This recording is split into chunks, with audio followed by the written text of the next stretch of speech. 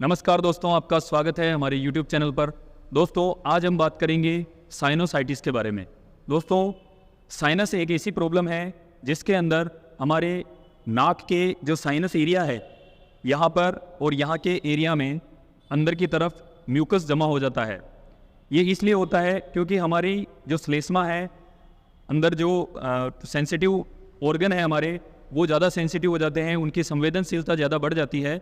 इसकी वजह से जब भी समय परिवर्तन होता है, ऋतु परिवर्तन होती है, और या फिर कभी धूल मिट्टी के संपर्क में आते हैं, या थोड़ी सी भी ठंडी हवा या गर्म हवा चलती है और मौसम बदलता है, उस समय हमारा जो साइनस है वो एक्टिव हो जाता है, बहुत ज़्यादा संवेदनशील हो जाता है, इसलिए बहुत ज़्यादा म्यूकस बनता है।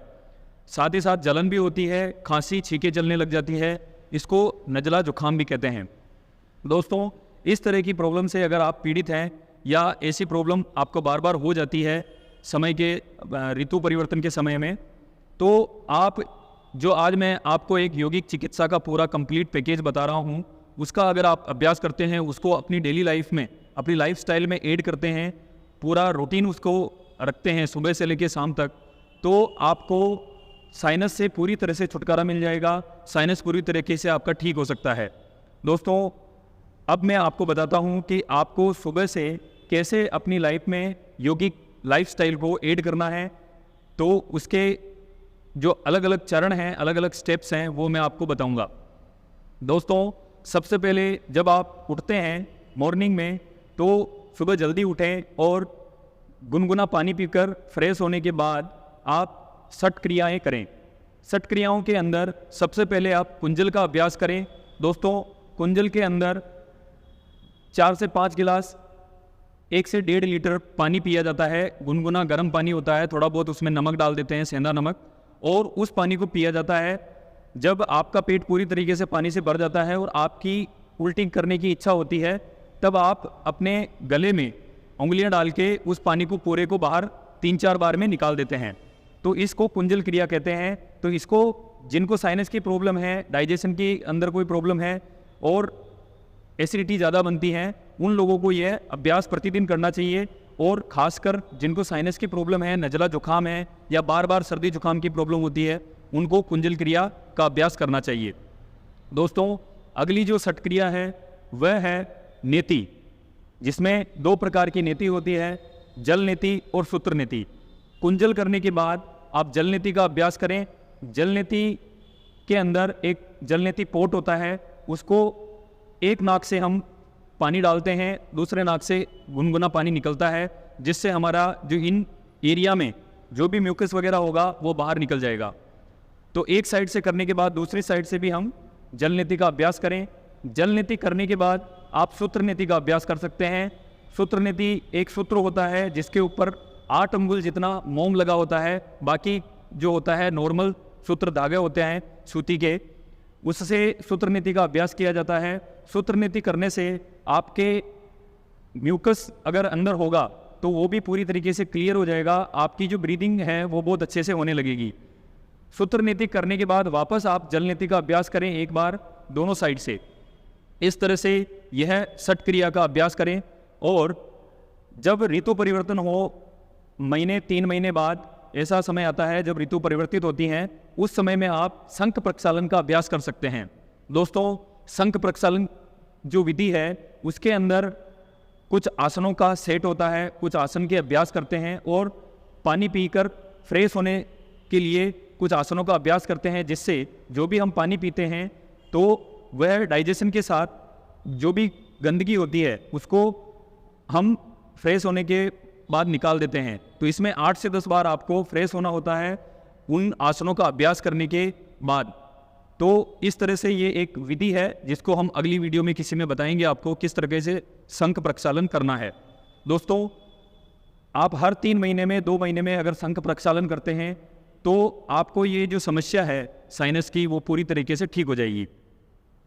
अगला जो चरण है दोस्तों, इसके अंदर हम कुछ सूक्ष्म व्यायाम होते हैं।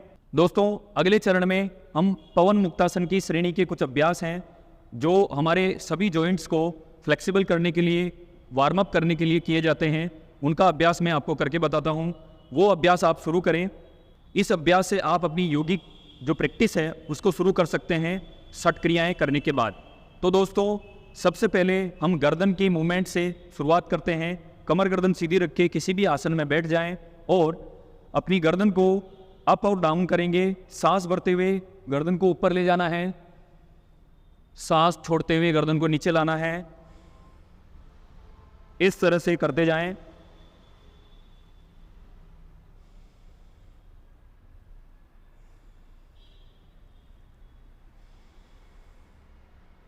दोस्तों यह जो क्रिया है ग्रीवा शक्ति विकासक नेक मूवमेंट, इसके अंदर आपको सांस भरते हुए गर्दन को ऊपर, सांस छोड़ते हुए नीचे लाना है, जिससे आपकी गर्दन की जो मांसपेशियां हैं वो मजबूत होगी और आपकी जो ब्लड सर्कुलेशन है वो बहुत अच्छा होगा। फिर दोस्तों इसके अंदर अगला अभ्यास है लेफ्ट और राइट स्ट्रेच करने का। उसके अंदर सांस भरेंगे सेंटर में रखते हुए, सांस छोड़ते हुए राइट साइड में लेके जाएंगे,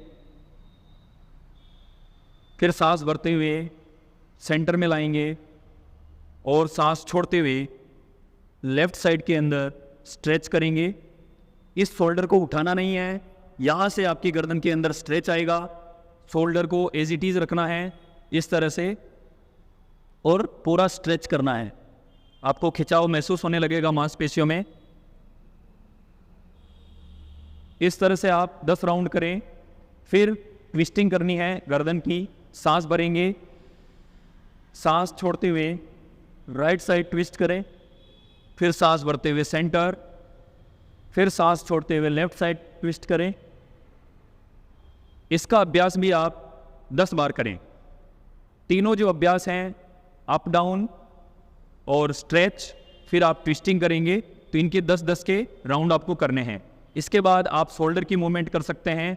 इसके लिए दोनों हाथ कंधे के ऊपर रखें, सांस भरें, सांस छोड़ते हुए एल्बो को मिलाएं, फिर सांस भरते हुए पीछे ले जाएं, सांस छोड़ते हुए सामने।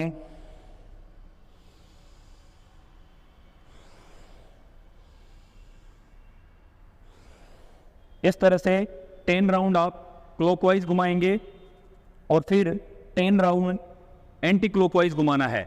इसके अंदर भी जब हाथ पीछे जाते हैं सांस को अंदर की लेना, अंदर की तरफ खींचना है और जब सामने लेकर आते हैं हाथों को, सांस को बाहर छोड़ना है।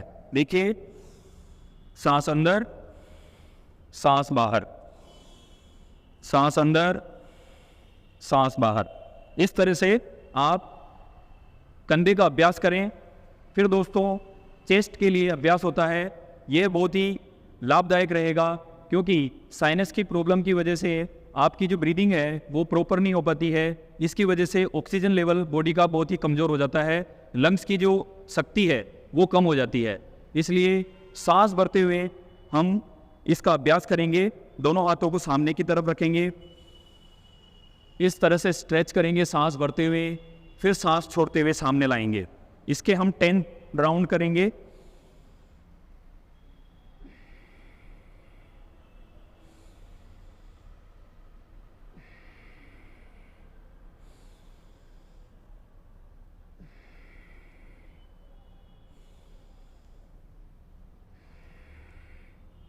इसको वक्ष स्थल शक्ति विकासक क्रिया बोलते हैं। चेस्ट की क्षमता को बढ़ाता है, लंग्स की जो कैपेसिटी है उसको बढ़ाता है, जिससे हमारी ऑक्सीजन की जो पूर्ति है वो पूरी होती है। अब दोस्तों अगला जो अभ्यास है वह स्ट्रेचिंग के लिए है, हमारी साइड की स्ट्रेचिंग के लिए। उसके लिए दोनों हाथों को ऊपर ले जाएंगे, सांस भरेंगे, सांस छोड़ते हुए इस तरह से स्ट्रेच करें, फिर सांस भरते हुए ऊपर, सांस छोड़ते हुए दूसरी साइड में स्ट्रेच करेंगे। इस तरह से आप 10 राउंड करें इसका अभ्यास। फिर आप दोस्तों ट्विस्टिंग कर सकते हैं। इसके लिए इस तरह से अपोजिट हैंड को ऐसे रखेंगे और पीछे की तरफ ट्विस्ट करेंगे, फिर दोनों हाथों को इस तरह से वापस घुमाते हुए ऐसे लेके जाएंगे। सांस भरते हुए सामने, सांस छोड़ते हुए पीछे की साइड में अपर बॉडी को ट्विस्ट करना है।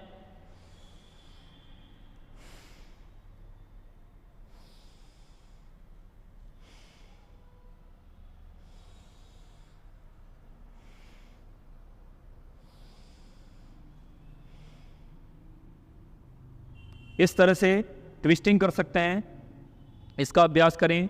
अब हम दोस्तों पैरों के कुछ मूवमेंट हैं उसके अभ्यास करेंगे। इसके लिए दोस्तों देखिए, इस तरह से बैठना है,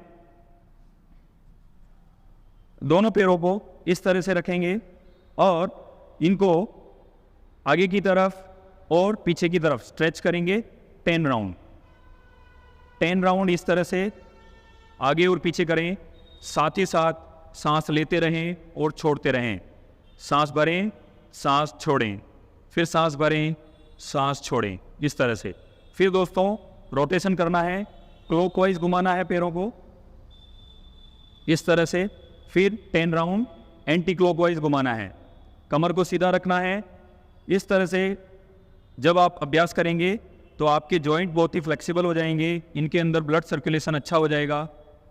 फिर दोस्तों घुटने का अभ्यास करने के लिए इस तरह से अप डाउन करेंगे पैरों को, सांस भरते हुए ऊपर, सांस छोड़ते हुए नीचे।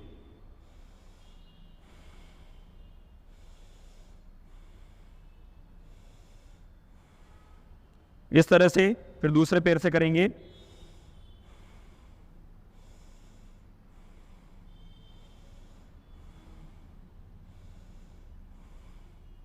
इस तरह से पैरों का अभ्यास करें। फिर दोस्तों कुछ आसन हैं उनका अभ्यास करेंगे। जब आप इस तरह से सूक्ष्म व्यायाम का अभ्यास करेंगे तो आपकी बॉडी वार्म अप हो जाएगी। इसके बाद आप सूर्य नमस्कार का अभ्यास करें। कम से कम 15 से 30 राउंड तक आप कर सकते हैं। मिनिमम आपको 15 राउंड करने हैं, अधिकतम आप 30 राउंड कर सकते हैं। आप अपनी क्षमता के अकॉर्डिंग देखें कि आपको किस तरह से अभ्यास करना है। आप 15 राउंड कर सकते हैं, 20 राउंड कर सकते हैं या 30 राउंड कर सकते हैं, या फिर आप 10 राउंड से धीरे धीरे आगे बढ़ाएं, 10 से 12, 15, 20 और 30 तक जाएं, जिससे आपकी आंतरिक जो शक्ति है वो बढ़ेगी। सूर्य नमस्कार के अंदर जो अभ्यास होता है वह ब्रीदिंग के साथ हमारी बॉडी की जो मूवमेंट है वो भी साथ साथ हो रही होती है, जिससे हमारी फ्लेक्सिबिलिटी बढ़ती है। साथ ही हमारा जो ब्रीदिंग पैटर्न है वो भी अच्छा हो जाता है, क्योंकि जो भी हम मूवमेंट कर रहे हैं उसमें सांस लेना है, छोड़ना है, और एक अभ्यास होता है उसमें सांस को रोकना भी होता है। तो इस तरह से हमारी ब्रीदिंग अच्छी होती है, जिससे हमारी बॉडी में फ्लेक्सिबिलिटी और ऑक्सीजन लेवल बहुत ही अच्छा हो जाता है। दोस्तों इस तरह से आप सूर्य नमस्कार का अभ्यास करने के बाद आप जो मैं आसन बता रहा हूँ उन आसनों का अभ्यास भी करें, जिससे आपको बहुत अधिक लाभ मिलेगा। दोस्तों सबसे पहले हम जो अभ्यास करेंगे वो है पश्चिमोत्तानासन। पश्चिमोत्तानासन के लिए इस तरह से दंडासन में बैठ जाएं, फिर दोनों हाथ ऊपर उठाएं, सांस छोड़ते हुए पंजों को पकड़ें। स्टार्टिंग में आपको इस तरह से पकड़ने में भी मुश्किल होती है, किसी किसी का हाथ इस तरह से जाता है, किसी का ऐसे बैठने में भी मुश्किल होती है। तो उनको सांस भरते हुए दोनों हाथ ऊपर उठाने हैं और सामने की तरफ देखते हुए जितना आप आगे झुक सकते हैं उतना झुकना है। फिर सांस छोड़ते हुए पूरा नीचे की तरफ जितना जा सकते हो मैक्सिमम जाना है, और कम से कम 10 से 20 सेकंड होल्ड करने के बाद सांस भरते हुए दोनों हाथ ऊपर लाकर वापस नीचे ले आएं। इसके 3 से 5 राउंड आप कर सकते हैं पश्चिमोत्तानासन के। फिर हम करेंगे अर्ध मत्स्येंद्रासन। दोस्तों इसके लिए आप अपने पैर को इस तरह से घुटने के अपोजिट साइड में रखें, ठीक है। फिर इस पैर को इस तरह से मोड़ें और यहाँ पर लगाएं अपने हिप्स के पास। फिर दोस्तों जो पैर हमने मोड़ा है उसका अपोजिट हैंड की एल्बो को इस तरह से लगाएंगे और पंजे को पकड़ लेंगे, या अगर आपसे नहीं पकड़ में आता है तो इस तरह से आप रख सकते हैं दोस्तों, इस तरह से या फिर इस तरह से अपने कोहनी को रखें। और फिर इस हाथ को पीछे की तरफ लेकर जाएं, आराम से कंधे को पीछे स्ट्रेच करें, गर्दन पीछे घुमाएं और इस आसन में आप कुछ देर बने रहें।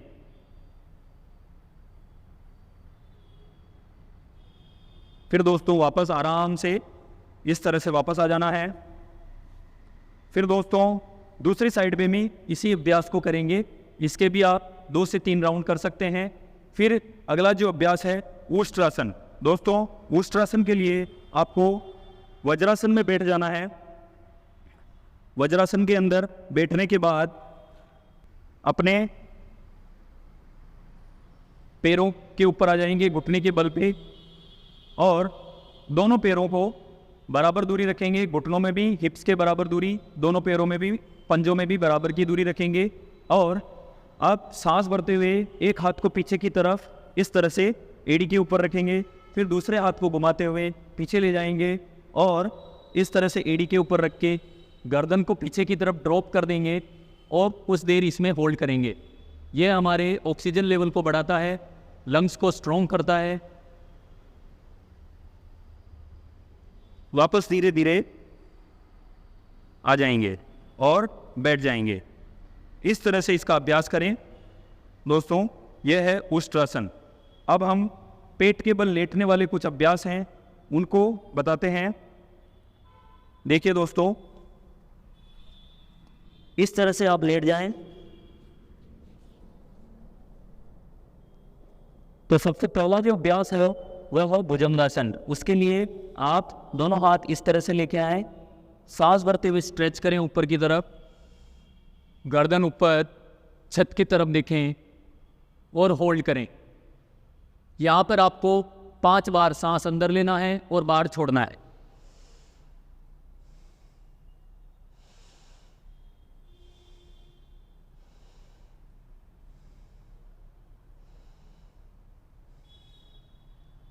कई बार लोग इसमें गलती करते हैं, अपने हाथों को इस तरह से रख लेते हैं और इस तरह से रखते हैं, तो यह गलत तरीका है। अपने दोनों कंधों को पीछे की तरफ स्ट्रेच करके रखना है, इस तरह से, न कि इस तरह से। इस तरह से आपको कोई लाभ नहीं मिलेगा और आपके शोल्डर में पेन होगा। इसलिए आप इस तरह से पूरा पीछे की तरफ स्ट्रेच करें, गर्दन को पीछे लेके जाएं और इसमें होल्ड करें। फिर धीरे धीरे सांस छोड़ते हुए नीचे आ जाएंगे। फिर दोस्तों धनुरासन करेंगे। धनुरासन के लिए दोनों पैरों को मोड़ें, इस तरह से एंकल को पकड़ें और ऊपर की तरफ सांस भरते हुए स्ट्रेच करें। 5 बार सांस अंदर बाहर करते हुए इस तरह से होल्ड करेंगे।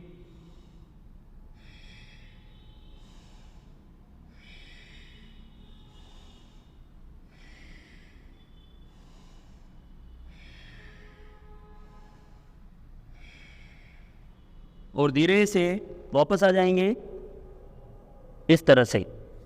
फिर थोड़ी देर रिलैक्स करें मकरासन में।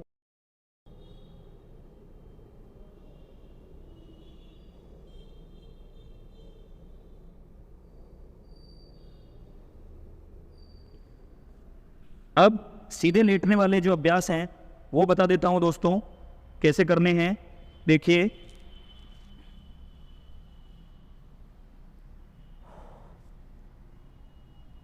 सीधे लेट जाएं। अब हम करेंगे हलासन। दोस्तों हलासन का अभ्यास करने के लिए दोनों पैरों को ऊपर की तरफ उठाएं 90 डिग्री और पूरा पीछे की तरफ लेके जाएं। इस तरह से हलासन होता है। यहाँ पर कुछ देर रुकें, 10 से 20 सेकेंड, फिर वापस धीरे धीरे पहले दोनों पैरों को इस तरह से लेके आएं, फिर धीरे धीरे नीचे ले आएं। इस तरह से अभ्यास करें। अगला अभ्यास है दोस्तों सेतु बंदासन, ब्रिज पोज। दोनों पैरों को इस तरह से रखें और इस तरह से हिप्स को ऊपर उठाना है और होल्ड करना है। सांस भरते रहें, छोड़ते रहें।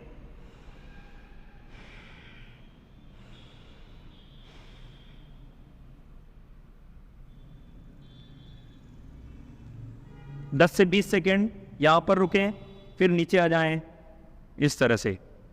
अगला अभ्यास आप चक्रासन भी कर सकते हैं दोस्तों। चक्रासन से भी आपकी चेस्ट की जो क्षमता है वो बहुत अच्छी हो जाएगी। तो दोस्तों आसन का अभ्यास करने के बाद आप, जो मैं आगे बताने वाला हूँ, कुछ प्राणायाम के अभ्यास हैं जो बहुत ही आवश्यक हैं। जिनको साइनस की प्रॉब्लम है, नज़ला जुकाम है या सर्दी जुकाम या अन्य जो भी प्रॉब्लम्स होती हैं, कफ संबंधी जो समस्याएं हैं, उनमें ये जो प्राणायाम मैं बताने वाला हूँ ये बहुत ही ज़्यादा लाभदायक है। इनका अगर आप प्रतिदिन आधा घंटे से 1 घंटा अभ्यास करते हैं तो आपको बहुत अच्छा इनका लाभ मिलेगा। तो दोस्तों सबसे पहले जो हमने कुंजल, जल नीति और सूत्र नीति की थी, उसके बाद हमें कपालभाति क्रिया करना बहुत आवश्यक होता है। कपालभाति क्रिया इसलिए आवश्यक है, हमारी जो नोज़ है उसके अंदर की जो भाग है उसके अंदर क्या होता है कि जब हम जल नीति करते हैं या कुछ अभ्यास करते हैं इसका, तो कुछ पानी की बूंदें रह जाती है।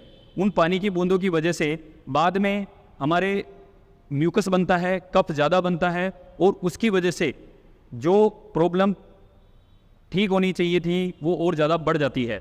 इसलिए हमें ध्यान रखना है कि जब भी हम जल नीति, सूत्र नीति या कुंजल का अभ्यास करें, उसके बाद कपालभाति कम से कम 10 मिनट तक आप ज़रूर से ज़रूर करें, जिससे आपका पूरा नाक जो है अंदर से सफाई हो जाएगी। आपके नाक में कोई भी पानी की बूंद नहीं रहनी चाहिए। उसको आप चेक करने के लिए, कपालभाति करने के बाद आपको अगर चेक करना है कि मेरे नाक में पानी की बूंदें है या नहीं है, उसके लिए आप अपने हाथ को इस तरह से रखें और नाक के सामने लेकर आएँ। फिर आप मुंह से सांस भरें और छोड़ें। नाक से छोड़ना है फोर्सफुली, मुंह से अंदर लेना है। इस तरह से। तो आपके हाथ पे अगर बूंदें हैं तो आपको और अधिक कपालभाति करना पड़ेगा। अगर आपकी बूंदें नहीं हैं, ऐसा लगता है कि बिल्कुल साफ है, तो आप कपालभाति के बाद के अभ्यास आप शुरू कर सकते हैं, कपालभाति को रोक सकते हैं। दोस्तों, कपालभाति किस तरह से करते हैं वो मैं बता देता हूँ। इस तरह से कमर गर्दन को सीधा रखते हुए किसी भी आसन में, आरामदायक आसन में बैठ जाएं और दोनों हाथ ज्ञान मुद्रा में रखें, आंखें बंद करें, लंबा सांस भरें और फोर्सफुली सांस को बाहर छोड़ें, पेट को अंदर लें।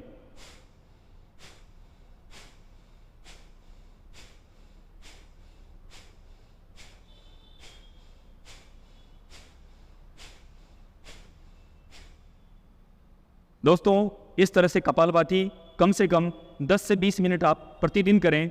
इसके बाद भस्त्रिका प्राणायाम करेंगे। दोस्तों, भस्त्रिका प्राणायाम के लिए आप दोनों हाथों की मुट्ठी इस तरह से बनाएं, दोनों हाथों को चेस्ट के पास लेकर आएं, फिर सांस भरते हुए दोनों हाथ ऊपर जाएंगे, सांस छोड़ते हुए नीचे आएंगे। देखिए किस तरह से करना है।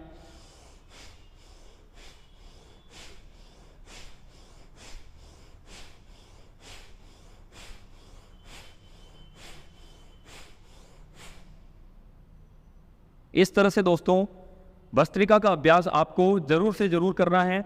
भस्त्रिका के जो राउंड हैं वह 50 राउंड आपको एक सेट में लगाने हैं। एक सेट के अंदर 50 आपको स्ट्रोक करने हैं और इस तरह से आपको 5 सेट का अभ्यास करना है। 50-50-50-50 के 5 सेट आपको लगाने होंगे। भस्त्रिका प्राणायाम सबसे महत्वपूर्ण प्राणायाम है आपके साइनस को ठीक करने के लिए, आपकी इम्यूनिटी बढ़ाने के लिए, साथ ही आपकी जो सेंसिटिविटी है, जो श्लेष्मा के अंदर सेंसिटिविटी बढ़ जाती है, उसको नॉर्मलाइज करने के लिए। तो भस्त्रिका को आपको 50 बार आपको करना है। एक राउंड के, एक सेट के अंदर 50 बार आपको राउंड करने हैं और फिर इस तरह से 5 सेट लगाने हैं। जब आप भस्त्रिका पूरा करेंगे उसके बाद आपको अनुलोम विलोम का अभ्यास करना है, जिसे हम नाड़ी शोधन भी कहते हैं। नाड़ी शोधन में श्वास बहुत ही धीमी गति से ली जाती है, अनुलोम विलोम में थोड़ी तेज गति से भी ले सकते हैं। दोस्तों, किस तरह से अनुलोम विलोम करना है देखिए ध्यान से। अपने दाएं हाथ की पहली 2 उंगलियों को इस तरह से अंगूठे के मूल में लगाएं और अंगूठे से राइट नोस्ट्रिल को क्लोज करें। अपने दाईं नासिका को बंद करें और बाईं नासिका से सांस को अंदर भरना है। फिर बाईं नासिका को बंद करें और दाईं नासिका से छोड़ें। फिर वापस दाईं नासिका से सांस को अंदर भरें और बाईं नासिका से छोड़ें। यह एक चक्र हुआ। फिर वापस बाईं नासिका से सांस अंदर भरें, लेफ्ट साइड से, राइट साइड से छोड़ें, फिर राइट से अंदर भरें, लेफ्ट से छोड़ें, लेफ्ट से फिर अंदर भरें, राइट से छोड़ें, फिर राइट से भरें, लेफ्ट से छोड़ें। दोस्तों, इस तरह से आप अनुलोम विलोम या नाड़ी शोधन का अभ्यास करेंगे कम से कम 15 मिनट या 10 मिनट। 10 से 15 मिनट का आपका अनुलोम विलोम का अभ्यास होने के बाद आपको जो अभ्यास करना है वह है सूर्यभेदी प्राणायाम। दोस्तों, अगला अभ्यास है सूर्यभेदी प्राणायाम। सूर्यभेदी प्राणायाम के अंदर हम राइट से सांस को अंदर भरते हैं और लेफ्ट से छोड़ते हैं। ध्यान रखिए, राइट से इनहेल करना है, लेफ्ट से एक्सेल। दाईं नासिका से सांस को अंदर भरेंगे, बाईं नासिका से बाहर छोड़ेंगे। बाईं नासिका से सांस को लेना नहीं है एक भी बार, आपको केवल और केवल दाईं नासिका से ही सांस को अंदर भरना है। दाईं से सांस को पूरा अंदर भरने के बाद कुछ देर उसको होल्ड करेंगे, फिर लेफ्ट साइड से छोड़ देंगे। फिर वापस दाईं नासिका से यानी कि राइट से सांस को अंदर भरेंगे, फिर होल्ड करेंगे, फिर बाईं नासिका से यानी कि लेफ्ट से बाहर छोड़ देंगे। इस तरह से सूर्य वेदी प्राणायाम का अभ्यास करें। यह हमारे शरीर में गर्मी बढ़ाता है, कफ जो है उसकी प्रवृत्ति को कम करके सम करता है। वात पित्त कफ की जो उसकी क्वालिटी है, उसकी रेंज जो है वो नॉर्मलाइज हो जाती है, जिससे हमारे शरीर में जो कफ बनने की प्रवृत्ति है वो धीरे धीरे कम होती है और वह संतुलित हो जाती है।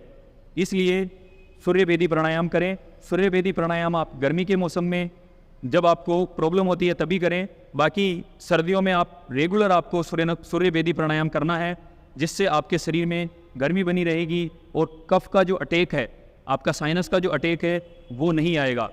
दोस्तों, सूर्य वेदी प्राणायाम किस तरह से करते हैं देखिए। अभ्यास, अपने लेफ्ट नोस्ट्रिल को बंद करना है पहले और राइट से सांस को पूरा अंदर भरें और फिर क्लोज करें दोनों नासिका को और होल्ड करें जालंधर बंद लगाकर।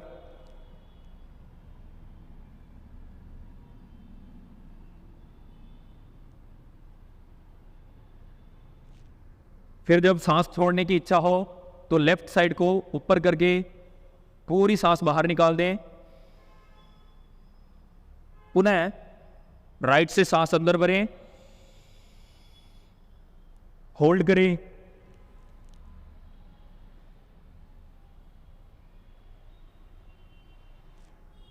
लेफ्ट से बाहर निकाल दें। दोस्तों, इसके अंदर जो होल्डिंग है, कुंभक जो हम करते हैं, श्वास को अंदर भर के अंदर ही रोकना, उसका जो टाइमिंग है वो आप अपने अकॉर्डिंग रख सकते हैं। जितनी देर तक आपसे सांस आराम से रोकी जाए उतनी देर तक रोकें, फिर लेफ्ट साइड से छोड़ दें, गर्दन को सीधा करके बाहर निकाल दें। दोस्तों, इसके लिए कोई टाइमिंग फिक्स नहीं है, क्योंकि सबकी अपनी अपनी क्षमता होती है श्वास रोकने की। दोस्तों, अगला जो हमारा अभ्यास है वो है उज्जाई प्राणायाम। दोस्तों, उज्जाई प्राणायाम शरीर में ऊर्जा को बढ़ाने के लिए, उष्मा को बढ़ाने के लिए किया जाता है। इसको आप गर्मी के मौसम में तभी करें जब आपको साइनस की अटैक आए या साइनस की कोई प्रॉब्लम हो जाए, जुकाम हो जाए, इस तरह की प्रॉब्लम हो, तभी आप उज्जाई प्राणायाम करें गर्मियों में। सर्दियों में आप रेगुलर इस प्राणायाम को करें। दोस्तों, इसको किस तरह से करते हैं देखिए। इसमें जो सांस लेते हैं तो हमारे गले से श्वास को बहुत ही घर्षण के साथ अंदर खींचा जाता है। यहाँ से गले को थोड़ा सिकोड़ लेते हैं, जिससे श्वास कुछ आवाज़ करते हुए अंदर फेफड़ों में भरती है, जिससे उस घर्षण से हमारी जो श्वास है वह गर्मी उत्पन्न करती है शरीर के अंदर। उससे हमारे जो कफ की प्रॉब्लम है वो कम होती है और लंग्स की जो शक्ति है वो बढ़ती है।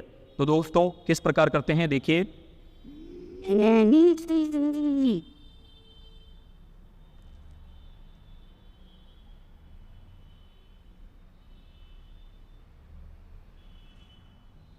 कुछ देर श्वास को रोकने के बाद लेफ्ट साइड से सांस को छोड़ दें, पुनः सांस भरें,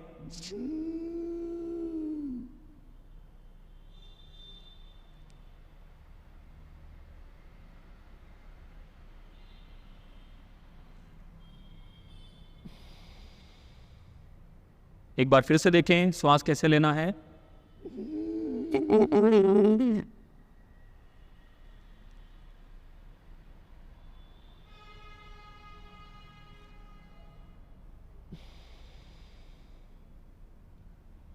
इस तरह से दोस्तों आप उज्जाई प्राणायाम का अभ्यास करें।